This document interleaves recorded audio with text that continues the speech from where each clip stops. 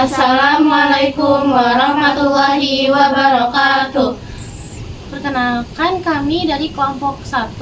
Kami akan menampilkan drama perlawanan Cut Nyadin dalam konflik Perang Aceh. Sebelumnya, saya Elmira Desa Oktaviani, saya berperan sebagai Cut Nyadin. Saya Diska Lestiadi sebagai Cut Minyak Mutia. Saya Bika Nurmalida sebagai Dian Sweeten dan sebagai narator. Saya Vidya Sugakmana sebagai JB Panhadi. Saya Roto Taskia sebagai Teguh Umar dan Dom Panmoy. Selamat menyaksikan. Cut Nyadin dilahirkan dari keluarga bangsawan yang taat beragama di Aceh Besar, wilayah 6, Mukim pada tahun 1848. Ia memperoleh pendidikan pada bidang agama yang dididik oleh orang tua ataupun guru agama, dan rumah tangga, memasak, melayani suami, dan menyangkut kehidupan sehari-hari yang dididik baik oleh orang tua. Banyak laki-laki yang suka pada Cut Nyadin dan berusaha melamarnya. Pada usia 12 tahun, ia dinikahi oleh orang tuanya pada tahun 1862 dengan Tuku Cek Ibrahim Lamga, putra dari Ule Balang Lamga 12. Mereka memiliki satu anak laki-laki. Pada tanggal 26 Maret 1873, Belanda menyatakan perang kepada Aceh dan mulai melepaskan meriam ke daratan Aceh dari kapal perang Citadel van Antwerpen. Perang Aceh pun meletus. Nyadin, ada apa Mutia? Sepertinya aku melihat suamimu pergi bersama pasukan Aceh. Pasukan Aceh, apa ada hubungannya dengan Belanda? Sepertinya aku mendengar dari suamiku bahwa Belanda telah melepaskan meriam. Mari kita tenangkan para warga aja sampai warga panik karena berita ini. Kesultanan Aceh dapat memenangkan perang pertama. Ibrahim Lamga yang bertarung di garis depan kembali dengan sorak kemenangan. Sementara Kohler selaku jenderal Belanda yang memimpin perang Aceh pertama tewas tertembak pada April 1873 dan kemudian ia digantikan oleh Jan van Swieten. Di bawah pimpinan Jan van Swieten, daerah 6 Mukim dapat diduduki oleh Belanda pada tahun 1873. Assalamualaikum. Waalaikumsalam. Ayo kita pergi sekarang. Ayo ibu dan rombongan lainnya mulai mengungsi. Bawa anakku dan bawa pergi. Suamiku? Dia berjuang untuk Aceh. Baiklah. Cut Nyadin akhirnya mengungsi bersama ibu-ibu dan rombongan lainnya. Ketika Ibrahim Lamga bertemu di Gletarum, ia tewas. Hal ini membuat Cut Nyadin sangat marah dan bersumpah akan menghancurkan Belanda. Kurang ajar, awas kau Belanda, kau telah membunuh suamiku. Akan kuhabisi kau dengan tanganku. Aku akan menghancurkanmu. Aku akan menghancurkanmu. 2 tahun kemudian, akhirnya Cut Nyadin menikah dengan Tuku Umar pada tahun 1880. Mereka dikaruniai seorang anak bernama Cut Gambang dan perang dilanjutkan selagi Tuku Umar melakukan sebuah taktik. Itu taktik yang cukup bodoh suamiku. Tidak, itu taktik yang sudah kupikirkan sejak lama. Aku melakukan ini untuk Aceh. Percaya padaku, aku tidak akan mengkhianatimu. Tapi Tuku Umar, Terus sekarang aku bisa sedekat ini dengan Belanda.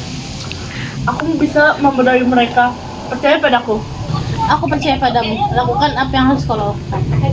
Keesokannya, Tuku Umar dan pasukan yang berjumlah 250 orang pergi ke Kota Raja dan menyerahkan diri kepada Belanda.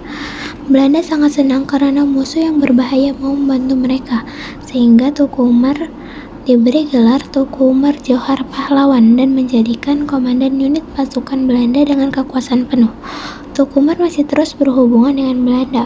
Umar selalu mencoba mempelajari taktik Belanda, sementara pelan-pelan mengganti sebanyak mungkin orang Belanda di unit yang dia kuasai. Karena merahasiakan rencana itu, Tuku Umar dan Cut Nyadin dituduh sebagai pengkhianat oleh orang Aceh. Pengkhianat, kau sungguh dan suamimu adalah pengkhianat. Sopankan suara kau, aku lebih tua darimu. Untuk apa aku bersikap sopan kepada pengkhianat? Kenapa kau diam, Cut Nyadin? Di mana sumpah yang dulu kau ucapkan dengan mulutmu itu? Apa aku harus menjawabnya? Cut Nyadin, dulu kukira kau adalah wanita Aceh yang pemberani dan tangguh. Tapi bahkan kau sekarang terlalu rendah dan sangat rendah untuk dikatakan seperti itu. Kenapa Cut Nyadin? Apa salah rakyatmu padamu? Pergilah Mutia. Baiklah, aku akan pergi. Terima kasih atas pengkhianatanmu, Cut Nyadin.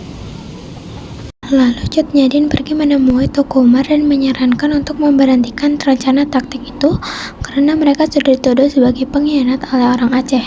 Namun Tuku Umar tetap kukuh dengan rencananya dan membuktikan kepada orang Aceh bahwa mereka bukanlah pengkhianat. Keesokan harinya, Tuku Umar pergi menemui Jenderal Belanda dan membicarakan perihal penyerangan basis Aceh.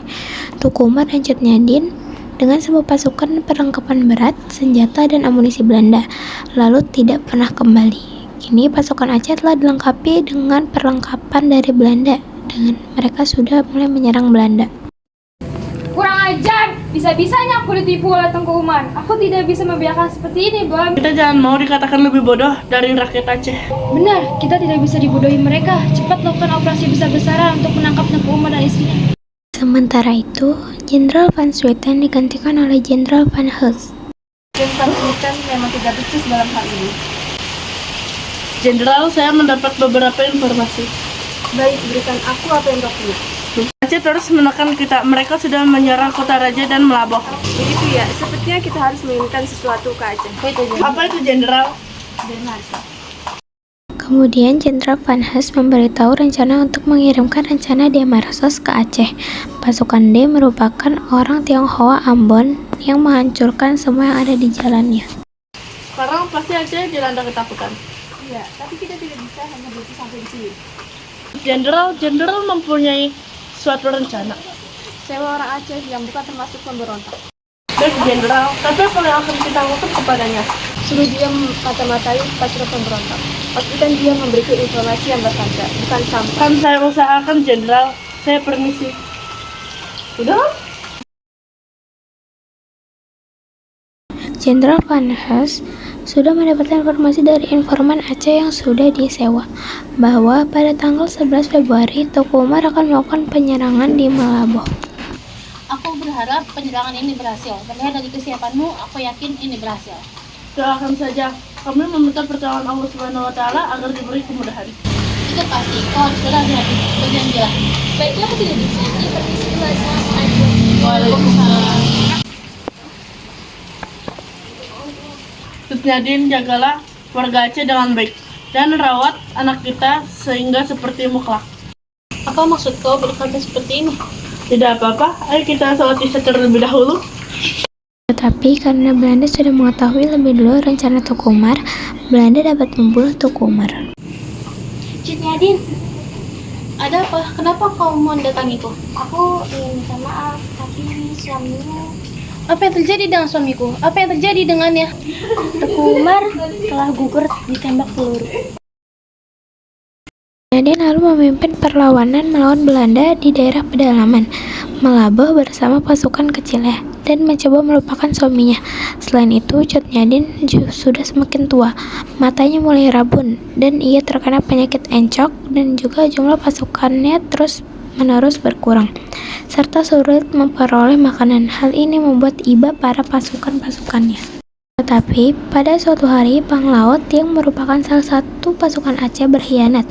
Ia melaporkan markasnya kepada Belanda. Akibatnya Belanda menyerang markas Cut Nyadin di Betong Langsage. Mereka terkejut dan bertempur mati-matian. Cut Gambang! Tidak apa, Mak? Cut Nyadin, apa kau tidak apa-apa? Mutia, bawa anakku pergi dari sini. Kumohon. Tidak, aku tidak akan meninggalkanmu. Pergilah, pergi. Ini kekasih Mutia, pergi. Tidak, Mak. Aku tidak akan membiarkanmu, Belanda. Kau sudah tua dan tak akan bisa lawan lagi. Cut Nyadin, bawa dia pergi.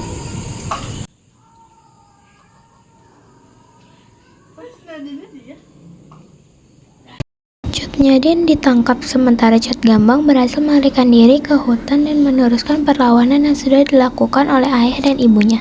Pada tanggal 6 November 1908, Cut Nyadin meninggal karena usianya yang sudah tua. Kesimpulannya, jadi dari drama yang kami tampilkan, kita dapat mengambil pelajaran, yaitu kita harus selalu berdoa dan meminta pertolongan kepada Allah Subhanahu wa Ta'ala dalam menyelesaikan suatu konflik, dan tetaplah tenang dalam menghadapi konflik tersebut. Sekian dari drama kami, maaf bila ada salah kata. Saya akhiri, semoga bermanfaat. Wassalamualaikum warahmatullahi wabarakatuh.